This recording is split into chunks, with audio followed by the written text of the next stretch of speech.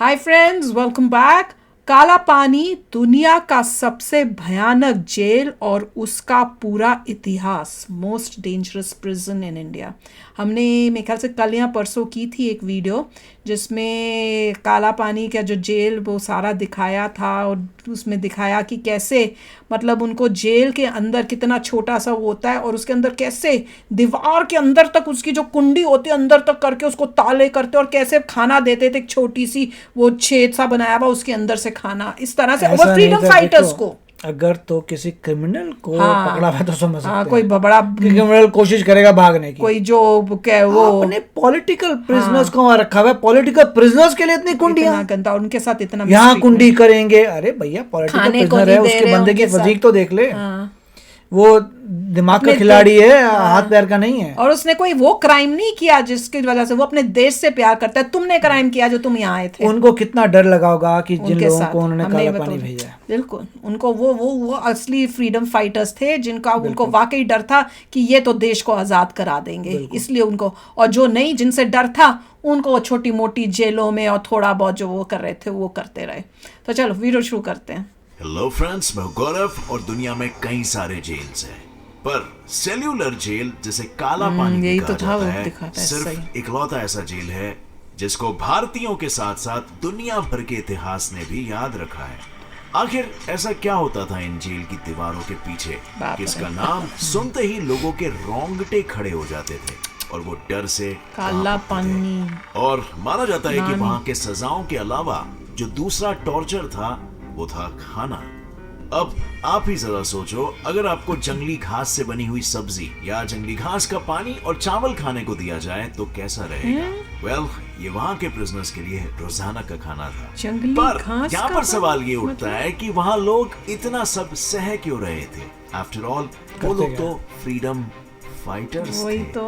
उन्हें लड़ना और तरकीबें लगाना दोनों ही बखूबी आता था, यानी कि वो लोग वहां से आजाद पानी हो चारों सकते थे। पर फिर भी क्यों किसी ने वहां से भागने के विषय तक के बारे में कैसे नहीं ताले सोचा? तो बंद करके Well, रखते वो थे। जानने के लिए आपको देखना बाहर ही पड़ेगा नहीं आज का निकलने ये देते वीडियो, थे। जिसका टाइटल है काला पानी जेल हिस्ट्री। खाने को पुराने नहीं जमाने दिया में ऐसे ऐसा माना उनको जाता करा। था कि जो भी इंसान समुद्र को पार कर अपने जमीन से दूर जाता था वो अछूत हो जाता था और उस इंसान को उसके धर्म, जाति और समाज से बेदखल कर दिया जाता था। और जैसे कि हमें पता है कि cellular jail Andaman Nicobar islands के कैपिटल सिटी पोर्ट ब्लेयर के तट पर बना था। सो ये बात तो जायज थी कि सारे प्रिजनर्स को अपने जमीन को छोड़कर समुद्र पार करना पड़ता था। इसके चलते वो लोग अपने धर्म और जाति को खोकर फैमिली के ब्लैक शीप बन जाते थे। ऐसे और थोड़ी बस था हमारे इसी थॉट्स, से ही मेरे उस ख्याल से तो जगह नहीं को था तब ऐसे ऐसा नहीं थॉट्स कि वो छूत होगा। काला पानी का नाम दे दिया गया। पर यह सिर्फ इकलौता कारण नहीं है। इसके अलावा जो दूसरा रीजन था ना, वो था कि ये जेल इस दुनिया का ऐसा नर्क है जो जमीन पर बनाया गया था। और जैसे कि हमने सुन रखा है कि नर्क डार्क और ब्लैक होता है, सो एक वजह ये भी थी कि इस जगह को काला पानी नाम दिया गया। सो अब यहाँ पर सवाल ये उठता है कि आखिर इस नर्क को जमीन पर किसने और क्यों बनाया? दरअसल बात 1857 की है, जब पहली बार हिंदुस्तान ने अपनी आजादी के लिए अंग्रेज सरकार के खिलाफ युद्ध रचा था, जिसे 1857 का नेशनल अपराइजिंग भी कहते हैं। अब इस युद्ध में जीत तो अंग्रेजों की हुई थी, लेकिन हिंदुस्तानियों के मन में लगी इस चिंगारी को देख अंग्रेजों के मन में डर बैठ गया था कि कहीं अगर हिंदुस्तानी लोगों में अंग्रेजों का डर नहीं रहा और हिंदुस्तानी एक होने लगे तो शायद अंग्रेजी सरकार का यहाँ पर रहना हम मुश्किल एक होता। होने में बड़ा टाइम ऐसे लगा बड़े देते हैं, पैमाने क्या में करें दोबारा बेचारे। से कभी कोई क्रांति ना हो, इसीलिए उन्होंने एक ऐसी जेल बनाई जो लोगों के दिलों में डर बैठा दे और साथ ही में जो भारत से कहीं दूर हो। और इसी तरह खोज हुई अंडमान आइलैंड्स की।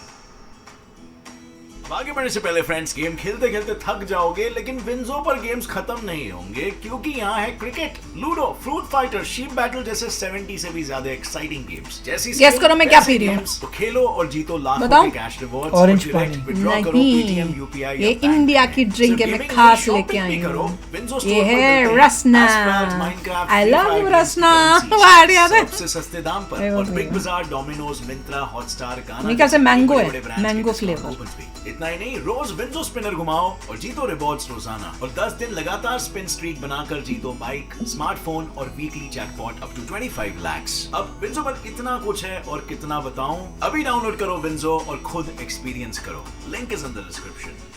हिंदुस्तान में जितने भी लोग ब्रिटिश सरकार के रूल्स के खिलाफ जाते, आजादी के लिए लोगों को भड़काते, किसी ब्रिटिश ऑफिसर की जान लेते, या तो फिर कोई भी ऐसा काम करते जो ब्रिटिश गवर्नमेंट को गलत लगता, उनको अंडमान आइलैंड्स के पास वाइपर आइलैंड में भेज दिया जाता था। वाइपर, अंग्रेजी वाइपर से सरकार सांप होता है, एक chain वाइपर्स technique वाला। अपनाती। यानी कि वहां के 50 कैदियों के एक पैर को एक सिंगल चेन से बांध दिया जाता था, सो दैट वहां से भागने की कोशिश ना करे, और उसी चेन को पहनाकर ब्रिटिशर्स उन चेन गैंग से पत्थर तोड़वाते थे, वाइपर जेल बनवाते थे, और अंग्रेजों के रहने के लिए रॉस आइलैंड पर अच्छा। Buildings, bakery, tennis court, swimming pool और क्लब हाउसेस बनाते। अच्छा। पर जैसे जैसे इतिहास के पन्ने फिरने लगे, वैसे वैसे आजादी की लड़ाइयां बढ़ने लगी, जिसके चलते वाइपर आइलैंड में भी कैदियों की गिनती बढ़ने लगी। और फिर अगस्त 1889 में जब चार्ल्स जेम्स लैल ब्रिटिश राज का न्यू होम सेक्रेटरी बना, तब उसने ये प्रस्ताव रखा कि उन्हें एक ऐसी जेल बनाने की जरूरत है जो लोगों के दिलों में से सोए हुए डर को फिर से जगा दे, क्योंकि ये बात तो साफ थी कि हिंदुस्तानियों को अब वाइपर जेल्स का या जाति से बेदखल होने का भी कोई खौफ नहीं रहा था। और फिर जब चार्ल्स और एएस लेथब्रिज वहां के जेल सिस्टम को देखने पोर्ट ब्लेयर पहुंचे, तब उन्होंने सुझाव दिया सेल्यूलर जेल बनाने की, जहां उन्होंने इस पूरे प्रोजेक्ट के प्लान को 2 थियरी से बनाया। First, spokes of a wheel, जिसके चलते कोई कैदी वहां से भागना चाहे तो वो कंफ्यूज हो जाएगा कि जाना किधर है। और सेकेंडली, पैनोप्टिकॉन थियरी, यानी कि प्रोजेक्ट के बीच में एक ऐसा स्ट्रक्चर खड़ा किया जाएगा जहां से ऐसे निगरानी हो सके जैसे पेनोप्टिस अपने 100 आंखों से किया करता था।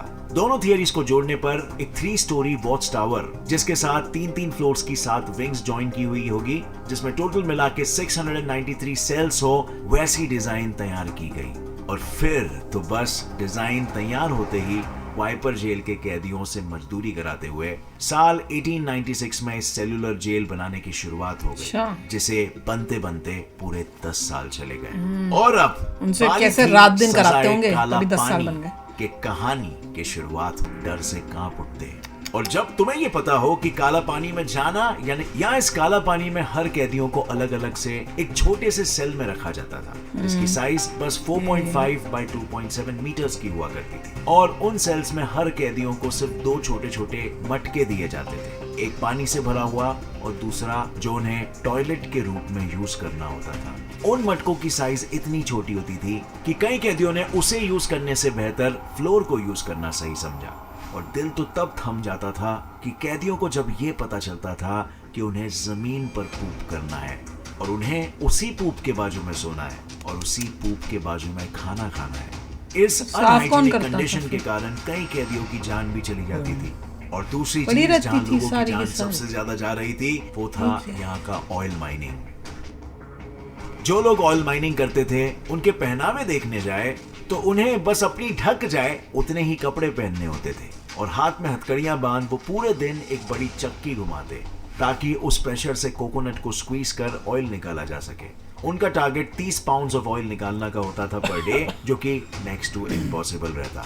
और टारगेट पूरा ना होने पर ब्रिटिश ऑफिसर्स अब जो दूसरा नेक्स्ट टू इम्पॉसिबल काम था, वो था सूखे हुए नारियल के भूसों से फैब्रिक निकालना। और ये काम मोस्टली दीवान सिंह, फजल हक, योगेंद्र शुक्ला, मौलाना अहमदुल्ला, बटुकेश्वर दत्त, सोहान सिंह और नंद गोपाल जैसे दूसरे पॉलिटिकल फ्रीडम फाइटर्स को ही दिया जाता था, क्योंकि तब अंग्रेजों को ये जताना था कि वो लीडर्स लकड़ी के हथौड़ी से वार कर सिर्फ उस नारियल को नहीं तोड़ रहे, बल्कि अपने आजादी के सपने को कुचल रहे हैं। जब उन लीडर से 20 नारियल से फैब्रिक निकालने का टास्क नहीं खत्म हो पाता था दिए हुए वक्त पर, तो उस रात उन्हें सेल्स की जगह बाहर दीवारों पर लटकाया जाता था, कुछ इस तरह। इसके अलावा जेल में जो दूसरे काम करवाए जाते थे वो थे कारपेट मेकिंग, रोप मेकिंग, टॉवेल्स को बुनना, सीसल के पेड़ों से फैब्रिक बनाना, गार्डनिंग, जेल की गटरें साफ करना, पत्थर तोड़ना और ग्लास से हुक्का शेल्स बनाना। इफ किसी से कोई काम ना हो पाए या वो काम को स्लोली कर रहा है तो उसे चाबुक से खूब पीटा जाता था। वो भी इंडियंस कर रहे होते थे। रोंगटे खड़े हो रहे, राइट?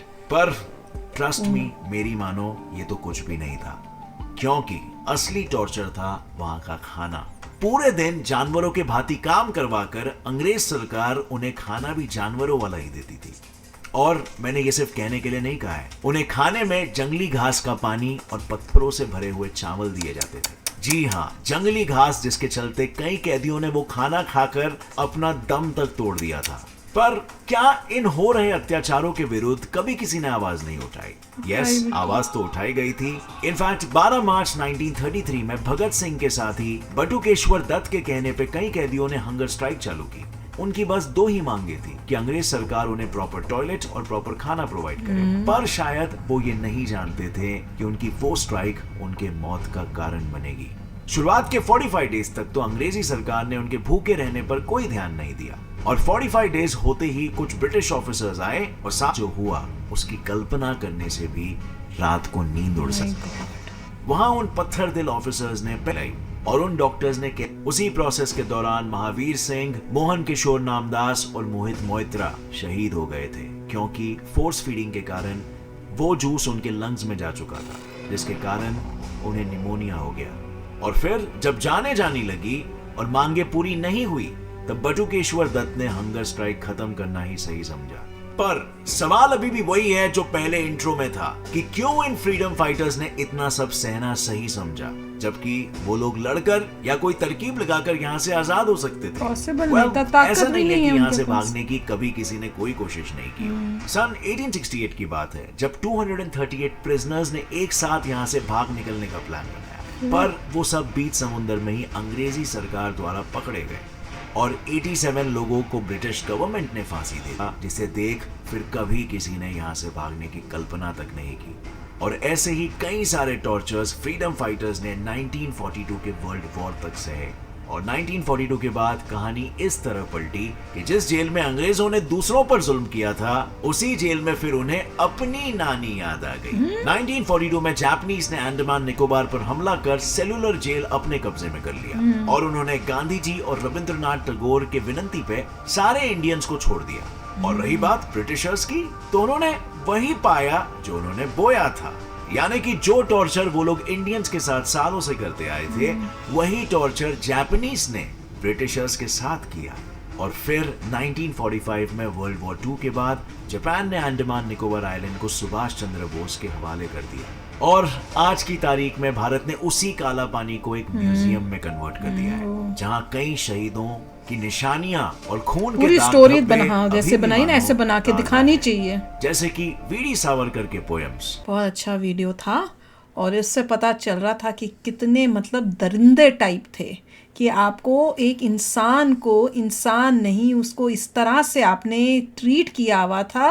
मतलब कोई जानवर को भी ऐसा ट्रीट नहीं करता, आप तो उन इंसानों को कर रहे हो जो क्रिमिनल्स नहीं थे, वो सिर्फ अपनी आज़ादी चाहते हैं। तुम्हारी कंट्री में कोई आके तुम्हारा देश ले जाए तुमको, जैसे मैं ब्रिटिशर्स को बोल रही हूँ, तो तुम क्या करते? तुम भी आज़ादी मांगते ना, तो वैसे ही इंडिया के जब कर रहे थे तो तुमको भैया राइट, इसी हिसाब से इंडिया को यूके से हर्जाना मांगना चाहिए। इतने एट्रॉसिटीज मांगना चाहिए, नहीं भूलना नहीं चाहिए यार। उसका तुम फाइन दो, हमारे अपने इतने उस टाइप से हुए हैं। और नॉर्मली तो उनको बैंकरप्ट कर देना चाहिए, क्योंकि तो अगर तुमने हमें बैंकरप्ट किया तो हम भी वापस वही करेंगे, क्योंकि ऐसा लाइफ में होता है। तो इंडिया अभी आगे जैसे से बढ़ रहा है, इवेंचुअली सारा सामान यूके से लेगा, और यूके हमारे सामने they have to say sorry, they have to apologise, उन्हें सॉरी बोलना चाहिए, माफ़ी मांगनी चाहिए, और होगा। और एक समय पे यूके जो है इंडिया के सामने बहुत ही चूहा जा होगा, दुख हो और रहा तब उनको है रियलाइज ये देख के, होगा तो बड़ा दुख हुआ है यार। हम लोग भूल जाते हैं, फिर जब ये देखते हैं तब याद आता है कि देखो कितने बलिदान दिए थे माइकर। हम तो सोच भी नहीं सकते यार, हम नहीं सोच सकते। अभी यूके को रिसेंटली डिफीट किया हमने जीडीपी में, मगर अभी जीडीपी पर कैपिटा बाकी है। जिस दिन वो हो जाएगा तब मजा आएगा। वही है ना, दुख की आगे आगे जनरेशन आती जा रही है, वो भूलती जा रही है वो सैक्रिफाइसेस। वैसे ही जनरेशन जो आती जा रही है वो भूलती जा रही है कि पाकिस्तान के साथ क्या है। वो सब जब भूलते जा रहे हैं तो वो सोच रहे हैं कि भाई एवरीथिंग इज़ गुड। आपको हिस्ट्री याद रखनी पड़ेगी, बहुत इंपॉर्टेंट है कि ठीक हिस्ट्री पढ़ाई जाए बच्चों को, ताकि उनको याद रहे कि क्या कौन कैसा रहा है हमारे साथ। तो चलो फ्रेंड्स, आप भी शेयर करना अपने थॉट्स। चलते हैं, मिलेंगे नेक्स्ट वीडियो में बहुत ही जल्द। Till then take care and bye bye. तो अगर आप मेरे इस चैनल पे नए हो तो जल्दी से सब्सक्राइब के बटन को हिट करो और बेल आइकन को क्लिक करो ताकि आपको मेरा जब नया वीडियो मैं लगाऊं आपको उसके बारे में जल्दी से पता चल जाए।